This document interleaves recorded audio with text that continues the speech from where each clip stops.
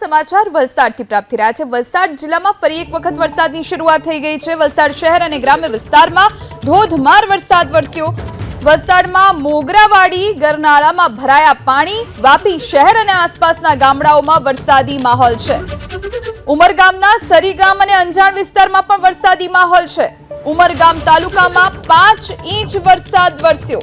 તો વલસાડ જિલ્લામાં સતત મેઘરાજાની સવારી આવી પહોંચી છે અને સવારથી જ વરસાદી માહોલ આજે પણ જોવા મળી રહ્યો છે। છેલ્લા 2 દિવસથી વલસાડનું વાતાવરણ પલટાયેલું છે અને ચોમાસાની સત્તાવાર અહીં એન્ટ્રી થઈ ચૂકી છે। ધોધમાર વરસાદ ઉમરગામ તાલુકામાં તો 5 ઇંચ જેટલો વરસાદ નોંધાયો છે।